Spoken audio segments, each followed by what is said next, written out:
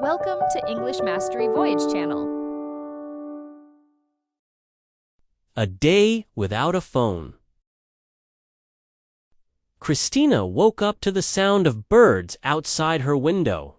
Her usual routine involved grabbing her phone immediately, checking messages, and scrolling through social media. But today was going to be different. She had decided to spend an entire day without her phone, a challenge she had read about but never tried before. After breakfast, Christina placed her phone in a drawer and stepped outside. The world felt unfamiliar without the constant vibration of notifications. At first, she felt a little uneasy, as if she had forgotten something important. But as she walked through the neighborhood, she began to notice things she had never paid attention to before. The flowers in her neighbor's garden were in full bloom, their colors vivid under the morning sun. The sound of children playing in the park carried a joy she hadn't felt in a long time. Christina decided to visit the nearby library, a place she hadn't been to since she was a teenager. The smell of books and the quiet hum of people reading were comforting. She picked up a novel that caught her interest and sat by the window, losing herself in the story. Hours flew by, but for the first time, she didn't feel rushed or distracted. During lunchtime, Christina chose a small cafe on the corner of the street. Without her phone to keep her busy, she observed the details around her, the cheerful chatter of customers, the aroma of freshly brewed coffee, and the soft jazz music playing in the background. She smiled at the waiter, struck up a conversation, and felt a genuine connection that technology often replaced. In the afternoon, Christina decided to visit the local park. She noticed how the sunlight danced on the surface of the pond, and how the ducks swam leisurely, oblivious to the world's chaos. Sitting on a bench, she sketched the scene in a notebook she had found in her baga hobby she hadn't done in years. Her strokes were clumsy at first, but soon the satisfaction of creating something made her forget her insecurities. As evening approached, Christina walked back home, feeling lighter and more content. Her house was quiet, but instead of reaching for her phone, she picked up a cookbook and tried a new recipe for dinner. The aroma of roasted herbs and the sound of sizzling pans filled her kitchen. She ate slowly, savoring every bite, and realized how often she had rushed through meals while scrolling through her phone before bed. Christina wrote in her journal about her day. She reflected on the small joys she had experienced, the beauty of nature, the warmth of human interaction, and the satisfaction of creating and exploring.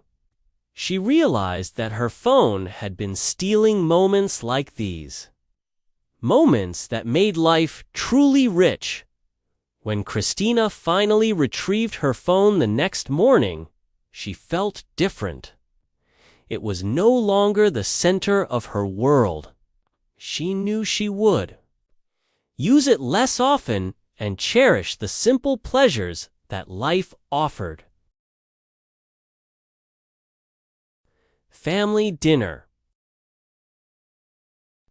The Smith family lived in a cozy house on a quiet street in Oakwood, a small town in America.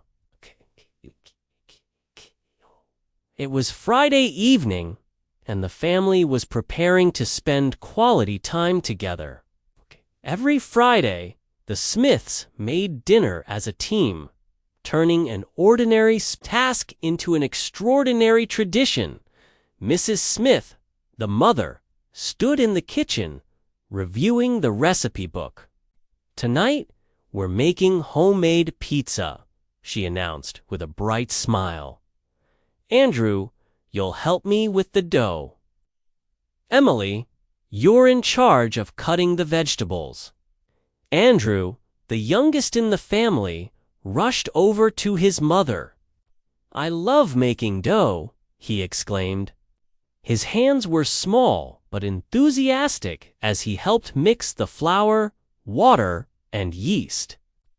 The process was messy. Flour ended up on Andrew's nose, and Mrs. Smith couldn't help but laugh. Emily, the teenage daughter, took out a cutting board and began slicing bell peppers, onions, and mushrooms. "Mom," she said, "guess what? I got an A on my science project." Her voice was filled with pride. "That's wonderful, Emily." Mrs. Smith replied, her eyes sparkling with happiness. "We'll celebrate with extra cheese on the pizza." Mr. Smith, the father, entered the kitchen carrying a basket of fresh basil and tomatoes from their backyard garden. "Fresh ingredients for our masterpiece," he said, placing the basket on the counter. "And I'll take care of the sauce." The family worked together. The kitchen buzzed with activity and conversation. Andrew told everyone about his basketball practice, proudly sharing that he had scored 2 points. Emily described how her best friend, Sophie, had helped her with the science project. Mr. Smith chimed in with a funny story about a co-worker's mix-up during a meeting. The laughter echoed warmly through the house. Once the dough was ready, Andrew and Emily spread it out on a large baking sheet. Mrs. Smith handed them the sauce, and they carefully spread it over the dough. Then came the toppings: colorful vegetables, slices of pepperoni, and of course, plenty of cheese. Mr. Smith added a final touch. Sprinkling fresh basil leaves over the pizza, the family placed the pizza in the oven and set the timer. While waiting, they gathered in the living room to play a quick card game. The room was filled with giggles as Andrew tried to bluff during the game but couldn't keep a straight face. When the timer beeped, everyone rushed back to the kitchen. The smell of melted cheese and fresh herbs filled the air. They carefully took the pizza out of the oven, admiring their creation. "It smells amazing," Andrew exclaimed. The Smiths sat down at the dining table, slicing the pizza and serving each other. As they ate, they continued sharing stories and jokes.